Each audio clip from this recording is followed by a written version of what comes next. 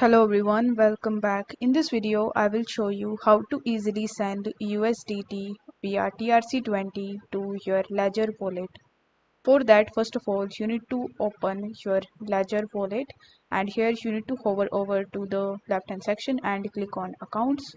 In the accounts, if you already don't have USDT on the TRC20 network, then you first need to click on the add token option in the bottom right hand corner of the screen. After that, you just have to launch your Tron application, and you just have to wait for some time until it is synchronizing your Ledger wallet with your Tron wallet. Now once it is done, you just have to simply tap on the add token button in order to add Tron in this list. Now once it is added successfully, you just have to simply click on it, and now you need to click on receive. Now it will show you the address that you can copy, and you can use it in order to transfer your USDT via TRC20 network into your Ledger wallet. Now once it is received successfully, it will show up here like this.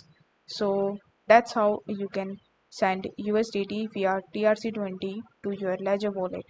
I hope this video was helpful, and if it was, then don't forget to like the video and subscribe to the channel. Thank you so much for watching.